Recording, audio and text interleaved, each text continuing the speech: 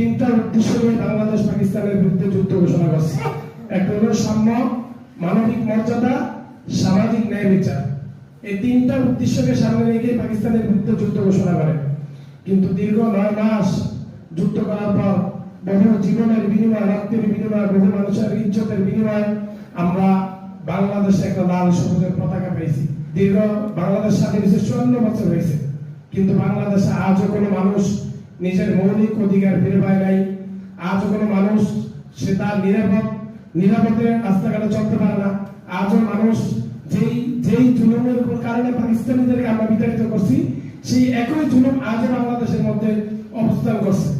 তো এই জন্য আসলে যারাই বাংলাদেশ শাসন করছে, একদল বলে আমরা হলাম মুক্তিযুদ্ধের পক্ষের শক্তি, আরেক দল বলে আমরা হলাম বাংলাদেশের স্বাধীনতার ঘোষক।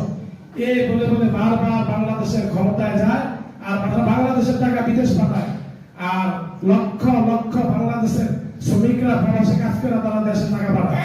তো এই জন্য আমরা যদি আল্লাহ তাআলা বলছে, যদি ইনিল হুকমে ইন্না লিল্লাহ, যে জমিন আমার, আসমান আমার, এই জমিন আইন চলবে কার? যদি আমরা আল্লাহ তাআলার আইন দিয়া দেশ চালাইতে পারি, মানে দেশ সুন্দর চলবে। দেশের মধ্যে কোনো দুর্নীতি, কোনো খুন খারাপি, আজকে দেখেন দেশের মধ্যে কোনোভাবেই নিরাপদ না।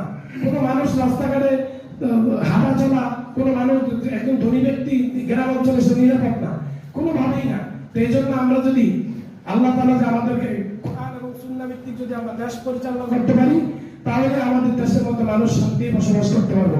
তো এই জন্য আল্লাহ তাআলা বলছে সূরাতুল বাকারা 143 নম্বর আল্লাহ তাআলা বলেন, وكذلك جعلناكم أمة وسطا لتكونوا شهداء على الناس ويكون الرسول عليكم شهيدا।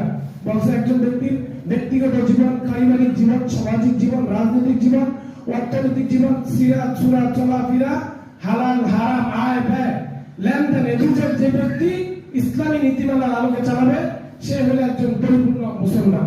তো এই জন্য আমরা ইনশাআল্লাহ রাজি আছি আল্লাহর জমিনে দিন কায়েম করার জন্য। আমাদের সামনে কি আছে? নির্বাচন। সামনে কি ভাই? ফেব্রুয়ারি 12 তারিখ নির্বাচন। যদি আমরা এখানে যারা আছি, আমরা আমাদের আত্মীয় স্বজন, মা বাপ, ভাই বোন সবার কাছে যদি দাওয়াত পৌঁছে দেই, বাংলাদেশের সামনে দুইটা দল নির্বাচন করবে, একটা হলো ইসলামের পক্ষের শক্তি, একটা হলো ইসলামের বিপক্ষের শক্তি।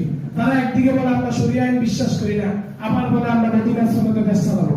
তো এই জন্য বাংলাদেশের মধ্যে সামনে আপনারা জানেন ইসলামী 8 দল একসাথে হয়েছে। এই দেশ স্বাধীন হওয়ার পরে এমন ইতিহাস আর হয় নাই, এই প্রথম ইসলামী 8 দল কি আছে? একসাথে হয়েছে। তো এই জন্য আমরা এই 8 দলকে যেইভাবে প্রবাসে যদি ভোট ইনশাআল্লাহ সবাই তো নিবন্ধন করতেছেন, প্রবাসে আমরা ইনশাআল্লাহ আরেক ভাইকে দাওয়াত দিব, এই ইসলামী 8 দলের পক্ষ থেকে আপনার আসলে যেই ব্যক্তি আসুক তাকেই আপনারা কি করবেন? ভোট দিবেন। এবং দেশে যারা আছে আপনার লিখনের মাধ্যমে, আপনার টেলিফোনের মাধ্যমে আপনি দাওয়াত পৌঁছে দিবেন।